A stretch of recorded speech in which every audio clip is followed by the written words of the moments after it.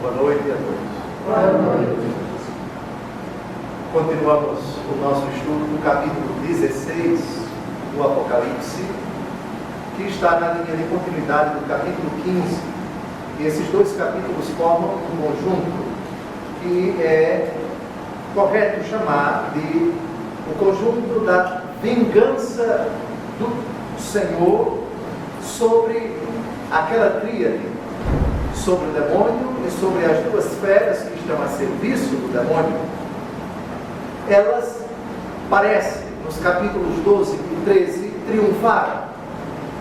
O capítulo da apoteose do dragão, que não foi o capítulo 12, porque no capítulo 12 já não se encontrou lugar no céu para ele, é, por assim dizer, o capítulo 13, o capítulo das duas feras a serviço do dragão, a tríade satânica. Um intermédio, o capítulo 14, que trata do cordeiro e dos seus eleitos e dos preparativos para a luta, é o prelúdio desses dois capítulos 15 e 16, quando o Senhor Deus vai derramar por meio dos anjos, seus servidores, seus ministros, as taças da cólera de Deus. Cólera de Deus é um eufemismo para dizer a justiça implacável de Deus, que não fere a sua misericórdia, que não fere o seu amor. Deus, executando sua justiça, é misericordioso, e sendo misericordioso, executa sua justiça, porque uma palavra é adjetivo da outra palavra. Terminamos o encontro anterior no versículo 10º. Até então, 5 anjos intervieram. 5 anjos derramaram cada um a sua taça, e cada taça trouxe um golpe profundo, um castigo tremendo, uma punição no sentido bíblico do termo, sempre expressão da justiça de Deus, sobre a fera, sobre o dragão, sobre aqueles que adoraram a fera, que estavam a serviço do dragão. Recordemos, por exemplo, no versículo 2, capítulo 16, a primeira taça é derramada, uma úlcera atroz e maligna. Em quem? Não naqueles que pertencem ao cordeiro, mas naqueles que tinham o sinal da fera e se prostravam diante da sua imagem. Logo em seguida, o segundo anjo derrama a sua taça sobre o mar. O efeito é imediato, a água do mar se transforma em sangue, como sangue de morto, e tudo que está no mar perece. Lembrem-se sempre aqui como pano de fundo, uma espécie de atualização, só que neotestamentária, das 10 pragas do Egito, lá no livro do Êxodo. O terceiro anjo, logo em seguida, atua, derrama a sua taça sobre os rios e sobre as fontes das águas, elas também se transformam em sangue. O quarto anjo, no versículo 8, derrama a sua taça sobre o sol. A punição aqui é que o sol queima os homens com o fogo, um calor intenso, e a consequência é que esses homens, aqueles que adoraram a fera, amaldiçoam o nome de Deus e não querem se arrepender, não querem dar glórias ao Senhor. Finalmente, no versículo do último encontro, o quinto anjo, versículo 10, derrama a sua taça, e o reino onde se encontra o trono da fera e vice-versa, Roma, se escurece, e os súditos do reino, o império romano, mordem a sua língua de dor. Hoje continuamos o nosso estudo. Vamos então ao versículo 11. Amaldiçoar o Deus do céu por causa de seus sofrimentos e das suas feridas, sem se arrependerem dos seus atos. Aqui, subliminarmente, está uma ironia. O dragão, tido como o senhor da história, capítulo 12, partiu para perseguir os descendentes da mulher. As duas feras diante das quais as pessoas se dobraram, com as quais os reis do mundo, dos reinos do mundo, se aliavam, que pareciam indestrutíveis, inexpugnáveis. Agora, de uma hora para outra, tem o seu reinado, a sua estabilidade, completamente comprometidos. E aqueles que estavam a serviço de ambos amaldiçoam o Deus que eles julgavam como morto. Se és filho de Deus, desce da cruz. Com essa frase que alguém disse, contemplando Jesus crucificado. Um homem aparentemente derrotado. Nem era homem, nem era derrotado. Era um Deus vitorioso. Claro que sua vitória atingiu o ápice na ressurreição. Mas quem disse que a morte de Jesus, que o evento do Calvário é derrota? Pois bem, o Deus tido como destronado e morto é quem tem, mais uma vez, a culpa de tudo. No relato do evangelista Lucas diz que um dos ladrões praguejava contra Jesus, blasfemava, dizia impropérios contra Jesus, a ponto de aquele que acabara se convertendo ter dito para ele: cala-te, quanto a nós é de justiça que nós estejamos sofrendo, mas este, que mal ele fez? E logo em seguida ele se dirige a Jesus: lembra-te de mim quando estiveres no teu reino. Um dos sinais do fim dos tempos é que aqueles que adoram a fera recrudescerão no seu pecado e, ao invés de se arrependerem, piorarão o seu estado. Eu não sei se foi no encontro anterior que eu comentei com vocês um versículo do último capítulo do Apocalipse: aquele que é injusto, pratique ainda mais a injustiça. Quem é impuro, pratique ainda mais a impureza. E quem é justo, pratique a justiça. E quem é puro, pratique a pureza. Vamos de novo, porque esse texto ilustra bem Apocalipse 16, versículo 11. Aliás, curiosamente, é 11 também, Apocalipse 22, 11. Apocalipse 22, 11. O injusto faça ainda injustiças, o impuro pratique impurezas, mas o justo faça justiça, o santo santifique-se ainda mais. O texto, eu insisto, não quer significar que a palavra de Deus está pedindo para quem é pecador continue a pecar. É simplesmente uma constatação. No fim dos tempos, nos dois frontes, haverá uma posição cada vez mais acirrada. Os bons, vendo sua bondade e a bondade dos outros, quererão ser melhores. Mas os maus, espero que não todos, mas a regra é esta, o horizonte é este: em geral, os maus quererão ser piores e recrudescerão no seu propósito. Não haverá conversão. Sempre lembrando que exceções sempre existem, em ambos os lados. Pervertidos podem se converter e convertidos podem se perverter. Mas aqui estamos diante de um dos sinais do fim dos tempos. Os maus se tornarão piores.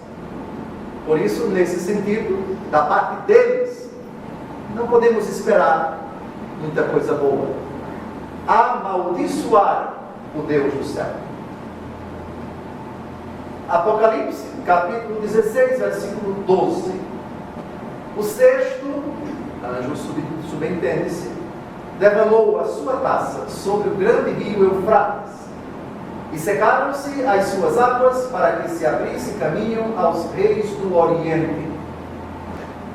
Aqui o mapa da Ásia é muito importante que nós o vislumbremos, sobretudo aquela parte da Ásia que estudamos tanto na história, Mesopotâmia.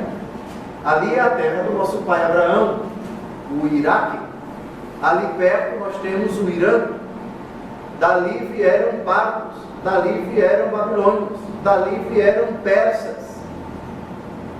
Macedônios não, porque Macedônios é mais Peloponeso, onde hoje é a Grécia, e assim por diante. Também inimigos do povo de Deus, sobretudo com o advento de Alexandre Magno, mas principalmente depois da morte dele, na 8ª dinastia dos Seleucidas, Antíoco IV Epifânes. Mas, historicamente, os maiores inimigos, os que mais causavam temor nos hebreus, eram daquela região, Tigre e Eufrates. Eu dizia no programa, no encontro anterior, que um rio, que é um acidente geográfico e topográfico, ele pode se tornar uma defesa para um império, sobretudo se é caudaloso, sobretudo se ali na fronteira, às margens do rio, fortificações podem ser feitas para ajudar o império a derrotar os inimigos que tentem atravessar o rio. Bem diferente é quando o rio seca. Secar o rio significa agora as fronteiras do império estão completamente desprotegidas. Agora não há mais condições de impedir o avanço dos inimigos. Lembrem-se sempre que estamos num livro que é repleto de simbolismo. O Eufrates geográfico aqui há de ser entendido no sentido simbólico. Isto é, chegará o dia em que as fronteiras do quase onipotente, do indestrutível, do fortíssimo Império Romano, começarão a ruir. Aliás, a história do avanço dos bárbaros, lá na região mais extrema do Império, como o Império Romano começou a sucumbir diante dos bárbaros, eles avançaram por cima e vieram se aproximando da capital aos poucos. É claro que isso levou décadas, mas o Império se fragiliza a partir dos seus limites. Até aqui, Império Romano, daqui para lá, os bárbaros. Olha a profecia, que aliás acabou se cumprindo ao pé da letra, quase ao pé da letra. Pois bem, Eufrates, nós temos um rio que ainda hoje existe, mas no Apocalipse ele tem um significado todo especial. Secando a corrente do Eufrates, e vamos ver alguns textos que fazem alusão a esse importante rio da Ásia, importante rio da Mesopotâmia, os romanos perdem toda a proteção com relação aos guerreiros pardos. Primeiro vamos ver Isaías 11, versículo 15. Assim como o Senhor pôs a seco o braço de mar do Egito, com seu sopro ardente, ele estenderá a mão sobre o rio e o dividirá em 7 braços, de sorte que se poderá atravessar a val. Portanto, um fenômeno climático. Deus pode simplesmente fechar as torneiras do céu, entre aspas, por um tempo considerável, como aliás está acontecendo em boa parte do Brasil. Que calor hoje no Distrito Federal, francamente. E quantos mananciais em São Paulo, quantos rios secaram completamente. Parece até que a nascente do São Francisco na Serra da Canastra secou. Portanto, nesses acontecimentos, Deus Todo-Poderoso pode mandar recados, pode mandar avisos, pode mandar castigos, pode executar o seu plano, e assim desencadeia-se uma série de fatos, e neles Deus manifesta o seu castigo, a sua punição, a sua justiça implacável contra as duas feras. Jeremias capítulo 51, versículo 36. Eis porque assim falou o Senhor: vou tomar tua causa em minhas mãos, e hei de vingar-te. Porei teu mar a seco, e estancarei suas nascentes. Um fenômeno, qualquer fenômeno natural, tem ou o querer de Deus ou a permissão de Deus. No caso do Apocalipse, no caso da punição, da ira, do furor do Senhor sobre as duas feras, temos o querer do Senhor.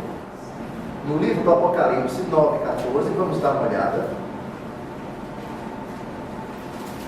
E que dizia ao sexto anjo que tinha a trombeta: solta os 4 anjos que estão acorrentados à beira do grande rio Eufrates. Não são anjos bons esses anjos que estão aprisionados. O próprio texto, aliás, já dá a entender isso. Anjos bons não são aprisionados por Deus. Se estão aprisionados, é porque são anjos maus. É interessante, Deus permite que eles atuem. Agora vejam o curioso, a ironia. Se nós juntarmos Apocalipse 16 com o versículo Apocalipse 16:12, o rio Eufrates tem 4 anjos sinistros. Este de 9:14 estão acorrentados.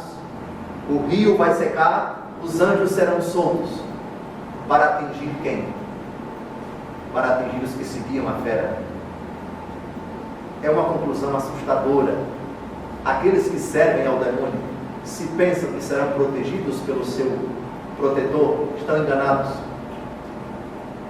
Quando menos espera, aqueles que se colocam sob a proteção do demônio, que adoram o demônio, que servem ao demônio, vão provar na própria pele e na própria alma a fúria desse inimigo que está cheio de grande ira. Não percam de vista, Apocalipse 12:12. Ele partiu para a terra cheio de grande ira, porque sabe que pouco tempo lhe resta. E vejam que curioso, as 2 feras a serviço do dragão, depois de servir, de adorar o dragão, agora esses vão experimentar o ódio, a ira, a fúria do próprio dragão. Soltem os anjos, soltem os anjos. Anjos, espíritos sinistros. 4, perfeição cósmica. E rio Eufrates, no Antigo Testamento, é o foco de onde partiam as invasões para a Palestina e o povo eleito. Símbolo proverbial da inimizade a Deus. Ou seja, as 2 feras e aqueles que estão a serviço dela, aqueles que se dobraram diante delas, aqueles que adoraram as imagens das feras, agora vão experimentar o furor dos anjos sinistros, dos anjos malignos, que na verdade são subordinados do grande dragão do capítulo 12, de Satanás. Vi sair da boca do dragão, da boca da fera e da boca do falso profeta 3 espíritos imundos semelhantes a rãs. 3 espíritos imundos. Vocês acabaram de ver a tríade satânica. Nós adoramos o Pai, o Filho e o Espírito Santo, o embusteiro, que é um imitador barato. Aqui aparece não sozinho, mas com seus 2 rebentos do mal. O dragão do capítulo 12, a fera e o falso profeta que aparecem no capítulo 13. A primeira fera é o Império Romano, a segunda fera é o imperador a serviço do império e adorador do dragão e servo do dragão, o falso profeta. Da boca deles saem 3 espíritos imundos semelhantes a rãs. A explicação desses espíritos imundos, dessas rãs, já é dada no próprio versículo 13. Mas há uma outra explicação para reforçar mais a ideia de que não estamos tratando de rã, no animal asqueroso, né? É um anfíbio, animal que vive na lama, na água e depois na terra, ou tem 2 tipos de vida, mergulha na água, passa para a terra e assim por diante. Versículo 14. São espíritos de demônios que realizam prodígios e vão ter com os reis de toda a terra, a fim de reuni-los para a batalha do grande dia do Deus dominador. Essas rãs, já sabemos, são 3 demônios, 3 espíritos impuros, 3 recrutadores e fomentadores de guerra. Espíritos demoníacos que se originam da tríade satânica. Por que precisamente rãs? Porque na religião dos persas, hoje, Iraque, espíritos demoníacos estão associados a esses animais que eram instrumentos do deus das trevas, Ahriman. O nome difícil. Ahriman era uma divindade persa. Os persas, que adoravam muitos deuses, temiam o deus das trevas, representado, significado por uma imagem, por uma estátua, por um ídolo com forma de rã. Uma observação no versículo 13, no versículo 14, aliás, no versículo 14, é o poder que esses demônios têm. Poder de realizar prodígios, e estão recrutados para fomentar, para instigar a guerra. Não é errado, é correto admitir que entre os anjos maus existem anjos, digamos assim, especializados. Espírito de inveja. Há uma categoria de demônios particularmente voltada a instigar o coração das pessoas essa fraqueza moral. Espírito de vaidade, espírito de vingança, espírito de violência, espírito de luxúria. Disso nós temos uma prova na palavra de Deus. Os discípulos de Jesus subiam a Jerusalém, passaram pela Samaria. Os samaritanos se recusaram, quando souberam que eles iam para Jerusalém, recusaram-se a dar acolhida ao grupo. 2 apóstolos chegam para Jesus e dizem: quereis que ordenemos que caia um raio do céu sobre eles? Jesus os censurou e disse o quê? Não sabeis de que espírito estáis animados? Não sabeis de que espírito estáis animados? Pode-se falar de um espírito de covardia. Existem espíritos malignos que por vezes propõem, sussurram nos nossos ouvidos, levando-nos a ser covardes. Parece que temos um indício no capítulo 16 do Evangelho segundo Mateus. Jesus começou a dizer que era necessário que ele sofresse, que ele fosse entregue aos seus adversários e que ele morresse. Adivinhem quem foi que falou tentando tirar isso da cabeça de Jesus?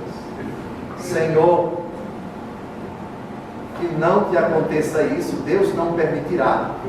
Adivinhem qual foi a resposta de Jesus? Afasta-te de mim, Satanás. Teus pensamentos não são de Deus, mas dos homens. É tudo muito sutil. O demônio é muito lógico e tenta colocar na nossa cabeça coisas lógicas. O pecado, infelizmente, tem uma lógica. Estúpida, mas tem. Estúpida, mas tem. Pergunte ao serial killer que reconheceu na cidade de Goiânia que matou mais de 39 pessoas. A lógica é simples, eu sentia muita raiva. Mas por quê? Não, só raiva. Não está explicado. Está explicado lá. demônio de luxúria, demônio de inveja, demônio de ira, demônio de vingança, demônio de... Pensem em N fragilidades morais.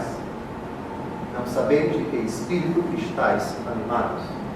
Pois bem, espíritos que realizam prodígios, espíritos batalhadores, a lógica da guerra, de não querer diálogo, de não querer reconciliação, tudo é muito lógico, temos que partir para a violência.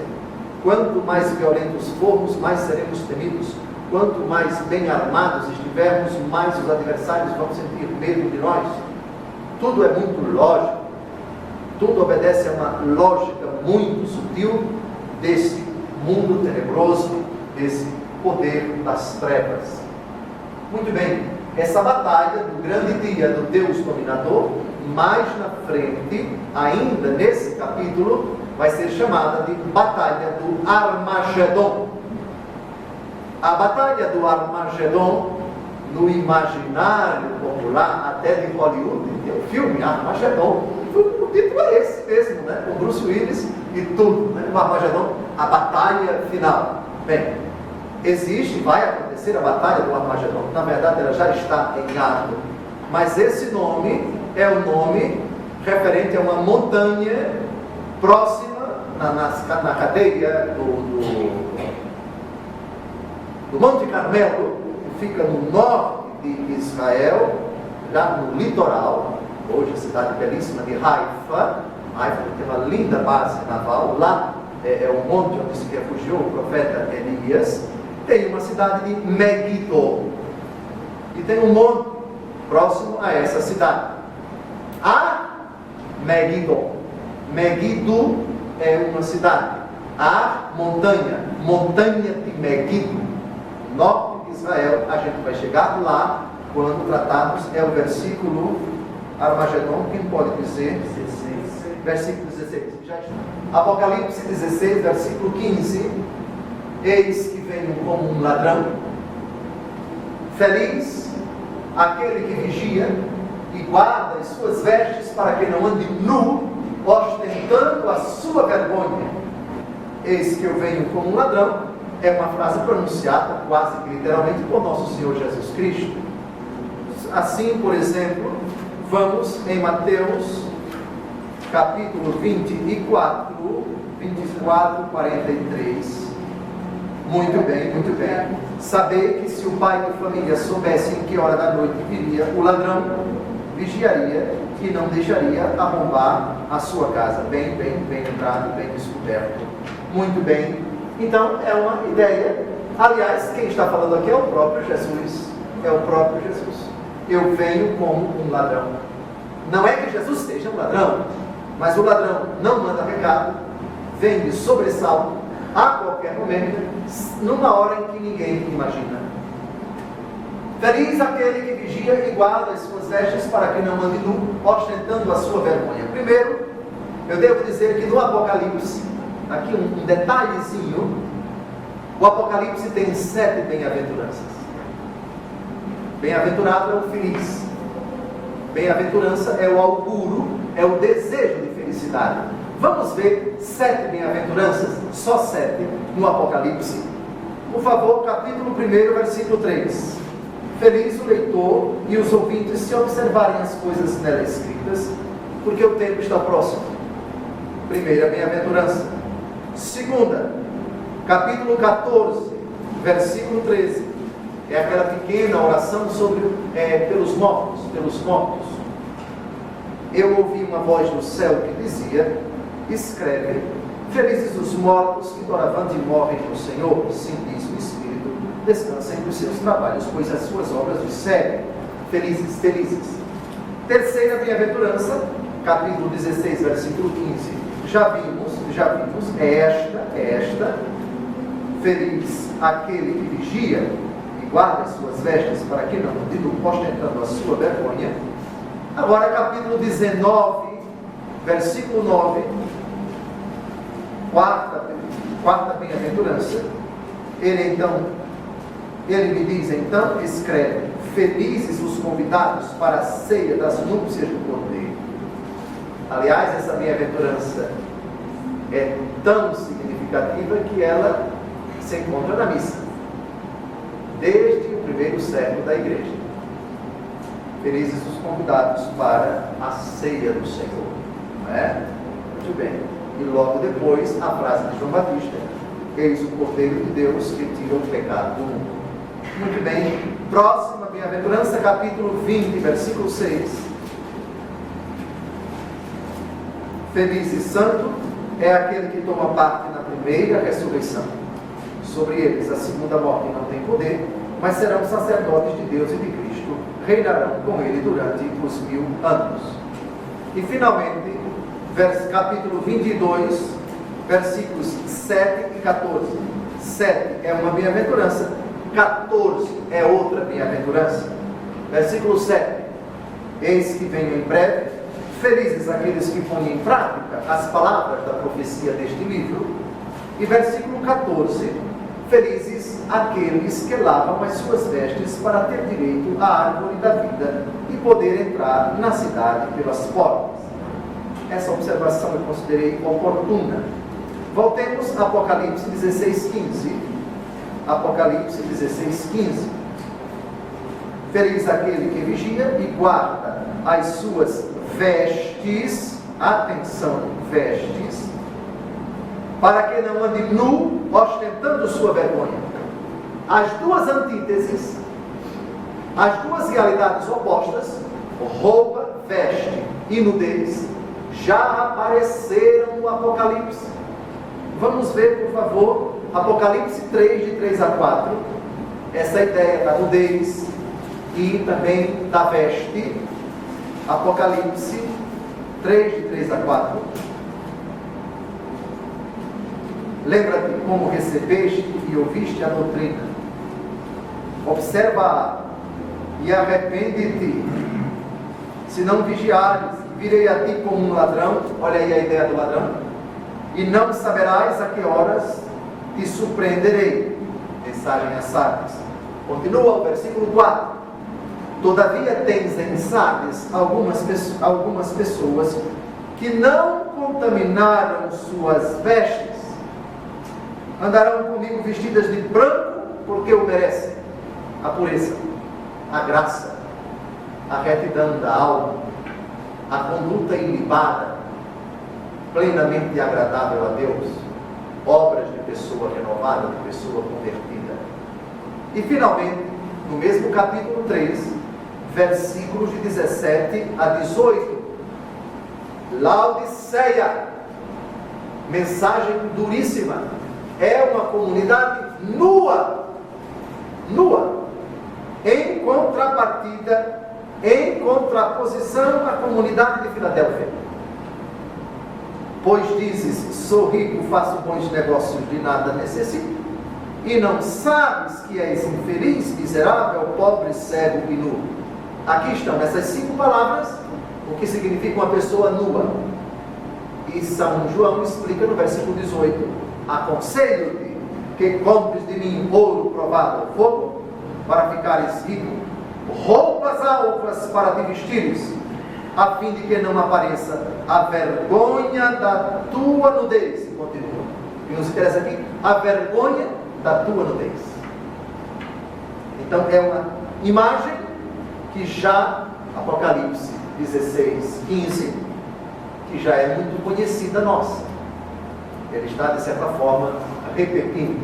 Então, se você vigia, se você guarda as suas vestes, guarda a graça que você recebeu no seu batismo, guarda a graça santificante, a amizade com Deus, está sempre com sua veste, não ostenta a vergonha, o pecado mortal. Muito bem, eles os reuniram num lugar chamado, em hebraico, Armagedon. Muito bem, chegamos à montanha de Megiddo, que fica nas proximidades da atual Haifa, na planície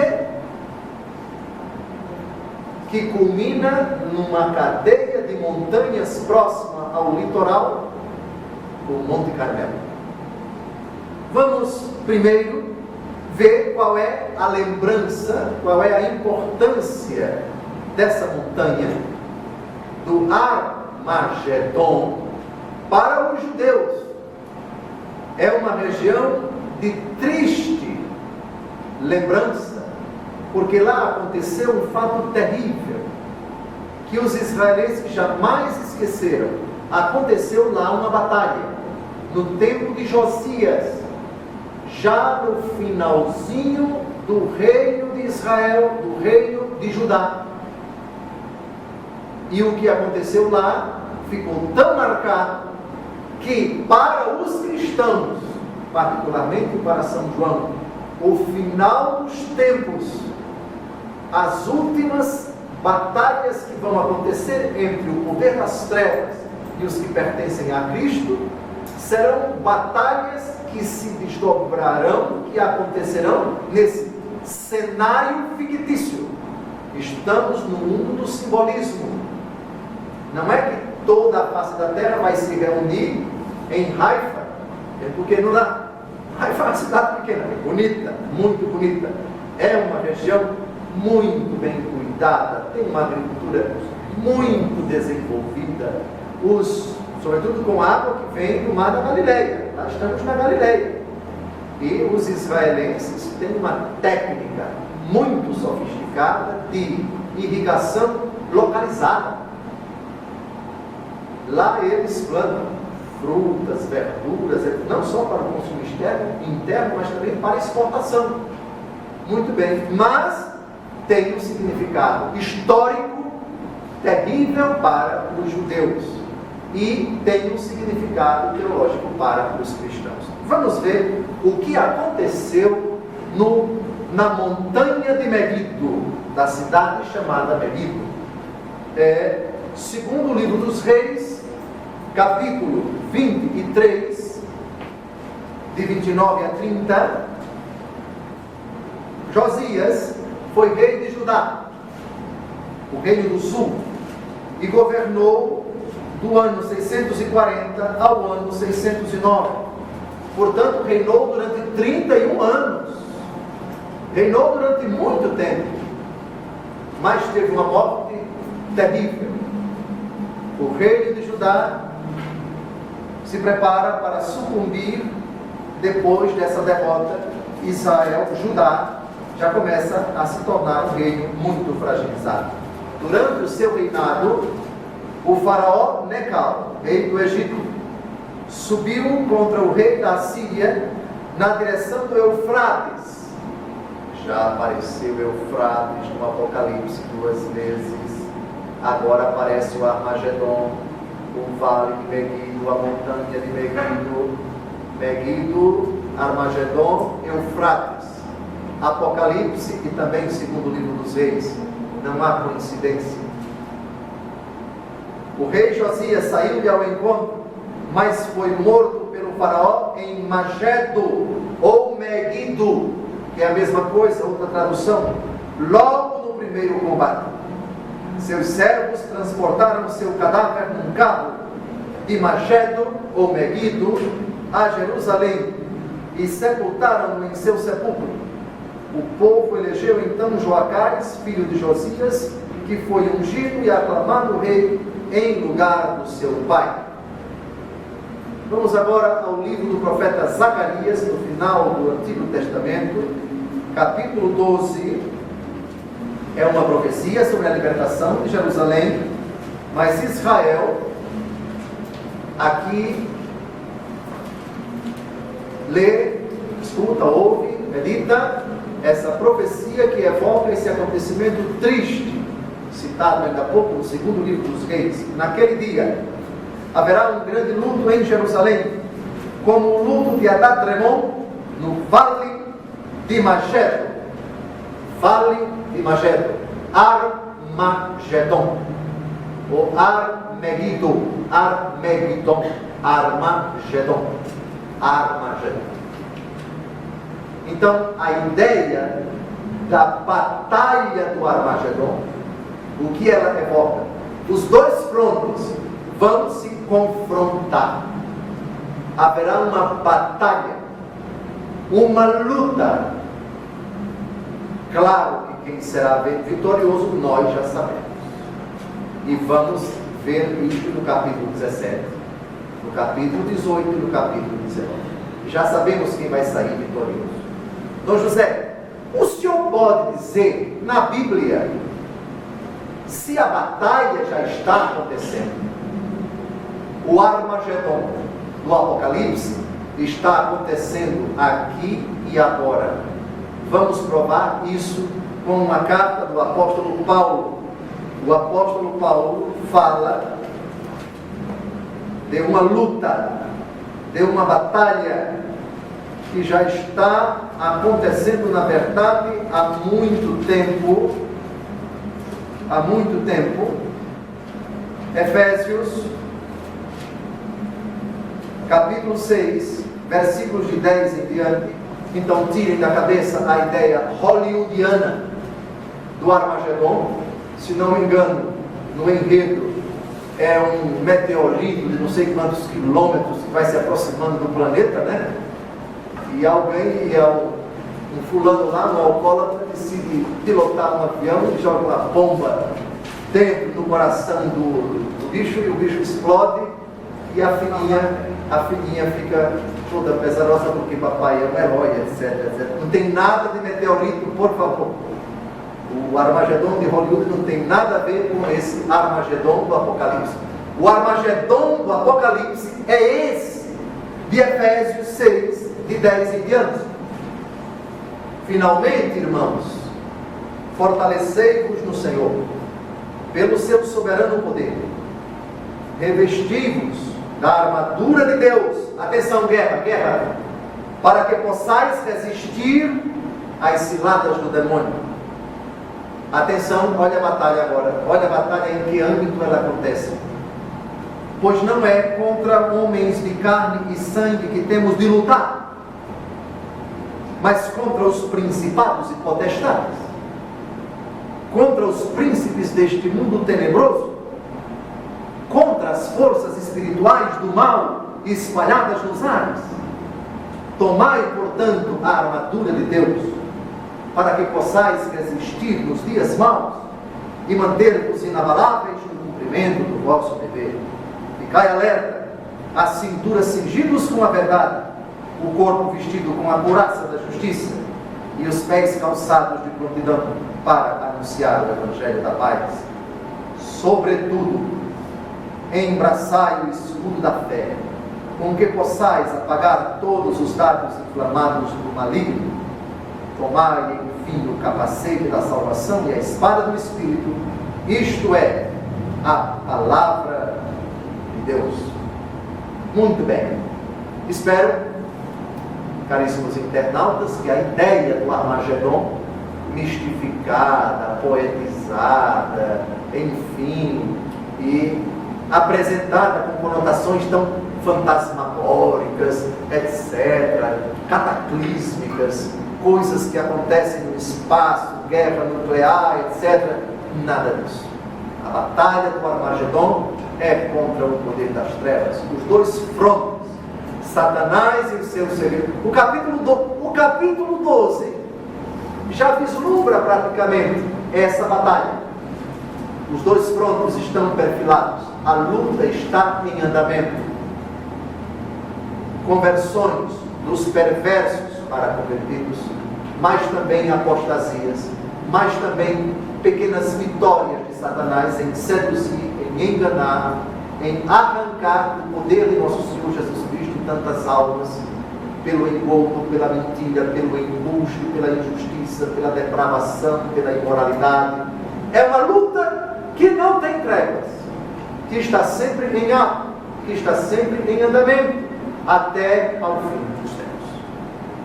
Muito bem, chegamos ao versículo 17. O sétimo derramou a sua taça pelos ares, e saiu do templo uma grande voz do trono, que dizia: está pronto. Sobre tudo o que cerca e envolve a terra, está pronto. Ares, agora não temos uma taça jogada para baixo. mar, a água, as pessoas, é jogado para cima. Agora, é a consumação, veja, porque estamos diante da 7ª taça, é a última taça, está pronta. Agora não é apenas o planeta Terra, mas aquilo que o circunda, também os ares, onde habitam os poderes malignos, segundo o texto que nós acabamos de ouvir, as potestades que habitam nos ares. O 7º derramou sua taça pelos ares, e saiu do templo uma grande voz. Essa voz ou é de Deus, ou é de um mensageiro seu, não importa, que dizia: está pronto. O está pronto lembra qual a frase de Jesus na cruz antes de morrer? Tudo está consumado. Ou seja, não falta acontecer mais nada. Também a execução da ira de Deus contra aqueles que adoram a fera, que seguem a fera, que estão a serviço do dragão, também atinge o seu ápice, também atinge a sua consumação. Houve então relâmpagos, vozes e trovões, assim como um terremoto tão grande como jamais houve desde que há homens na terra. Desde que há homens na terra. Essa conotação, esse cenário, é, por assim dizer, uma repetição de 2 textos do Antigo Testamento. O primeiro, Daniel, capítulo 12, versículo 1. Naquele tempo surgirá Miguel, o grande chefe, o protetor dos filhos do seu povo. Será uma época de tal desolação como jamais houve igual, desde que as nações existem até aquele momento. É a citação quase literal. Um terremoto tão grande como jamais houve desde que há homens na terra. O poder das trevas sente-se inseguro, sente-se impotente, não pode nada diante de Deus, que agora intervém de forma implacável, destruindo o que o demônio construía. Isso na micro-história chamada queda do Império Romano no Ocidente. E a mais longa ainda, porque se estendeu, porque agonizou até o ano 1473, o Império Romano no Oriente. Idem para todos os regimes, para todos os sistemas políticos que perseguiam ou perseguem a Igreja de Deus. Se hoje a gente diz: por que tanto tempo na Coreia do Norte? Por que está demorando tanto naquele outro país ou naquele outro? Mas já faz tanto tempo. Se nós repararmos a história do Império Romano, 50, 60 anos de comunismo ali, aqui, por lá, em comparação com 1473 anos. Mas ruiu, vai desaparecer. Não estou dizendo que o Império Otomano, que substituiu o Império Romano, foi o céu aqui na terra, não. Da mesma forma como a queda do Império Babilônico, da parte do Império Persa, não significa que os persas viraram santinhos. Idem, quando os persas caíram, que os macedônios foram os santinhos. E quando os macedônios caíram, que os romanos, que passaram a dar as cartas, viraram os santinhos. Não é isso, de forma alguma. Ao satanizar uma realidade, nós estamos divinizando outra. Expressão forte. Satanizar, divinizar, enfim. Não. Simplesmente que a estrutura ruim, ela não é eterna. Ela é frágil. Ela tem os seus dias contados. O demônio que aparenta ser inexpugnável e indestrutível, na verdade não é. E aqui temos esta prova. Relâmpagos, vozes, trovões, etc. Esses fenômenos, quando acontecem na natureza, não há pessoa humana que consiga fazer nada, senão esperar. Quem é que pode contra a força da natureza? Ninguém.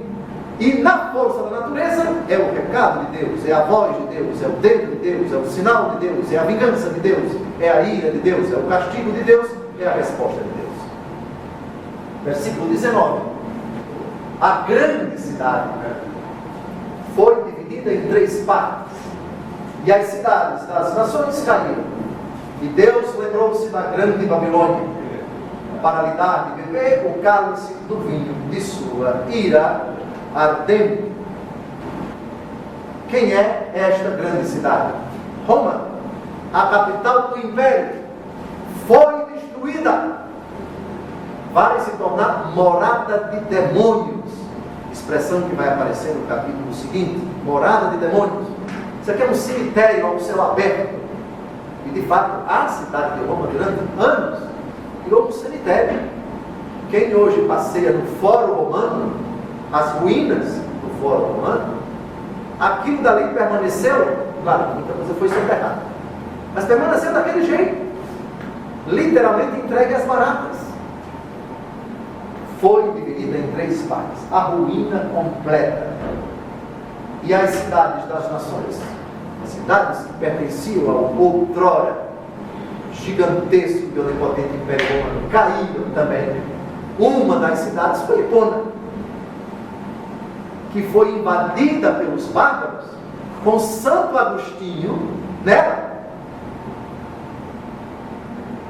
Quando os bárbaros desembarcaram no porto de Hipona, norte da África, Santo Agostinho estava na cidade. Estava na cidade.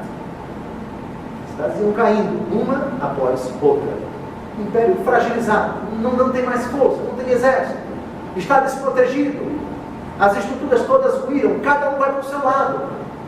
Olha a profecia. E Deus lembrou-se da grande Babilônia, que é Roma, que é a grande cidade.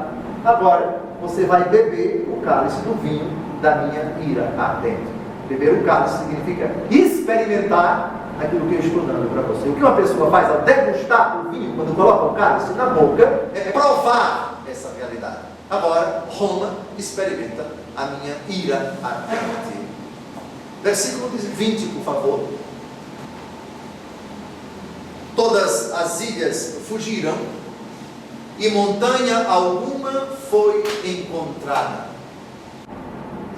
José, ilha, que é um acidente geográfico, pode sair correndo por aí. Ilha cria pernas.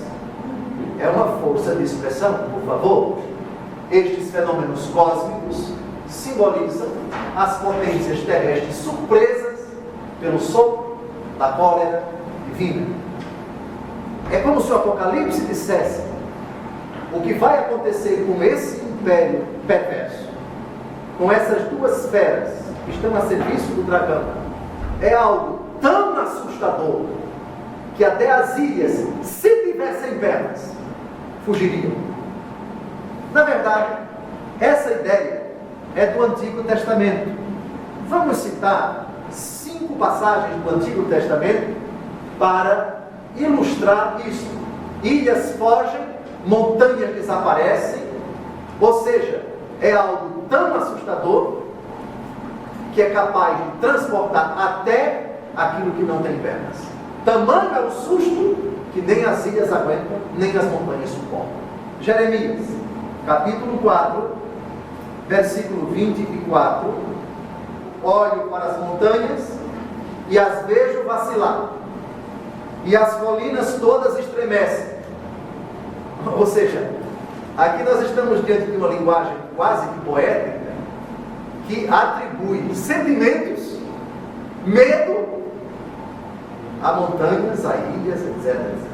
Ou seja, o susto é tão grande, vai ser algo tão assustador, que não são apenas os seres humanos que vão tremer, que vão empalidecer, mas também os acidentes geográficos. Isso é uma maneira que o autor sagrado tem de reforçar o caráter assustador, espantoso do que está vindo por aí. Outro texto, Ezequiel 38, 20. Não digam que os peixes do mar tremem de medo, ficam apavorados ou angustiados, nem os pássaros do céu, nem os animais dos campos, nem as montanhas. Por favor, estamos aqui diante de uma linguagem criada, elaborada, uma linguagem artificial, feita para reforçar uma ideia. Isto é algo tão assustador que vai meter medo não somente em homens, mas também em animais e também nos acidentes geográficos. Vamos ao texto.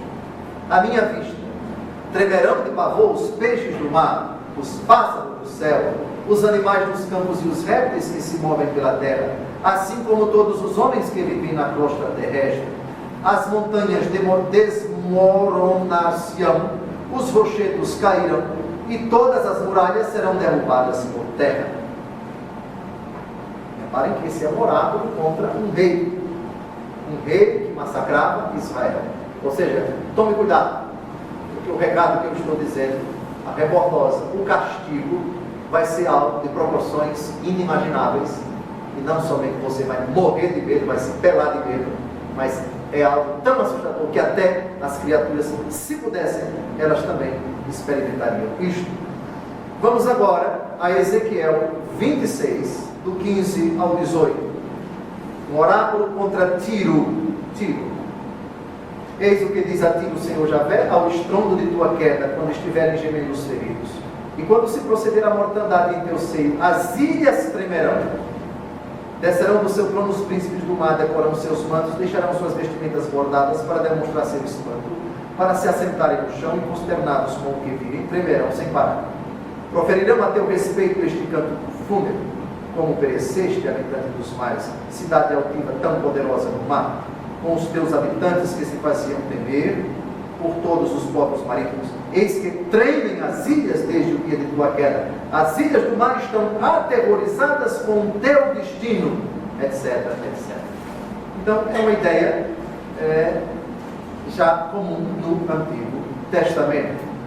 O castigo que vai se abater sobre os que estão a serviço da fera, os que adoram a fera, os que seguem a fera, os que se dobram diante do dragão, vai ser com essas dimensões, com essas proporções assustadoras. E o último versículo: grandes pedras de gelo que podiam pesar um talento caíram do céu sobre os homens. Os homens amaldiçoaram a Deus por causa do flagelo da saraiva, pois este foi terrível. O que significam essas pedras de gelo? Lembre-se que cada talento valia. Talento é medida, é moeda, mas é também medida de peso. Cada talento valia, pesava cerca de 30 quilos. 30 quilos. Vamos à nota da Bíblia. A imagem da queda dos reis. Aliás,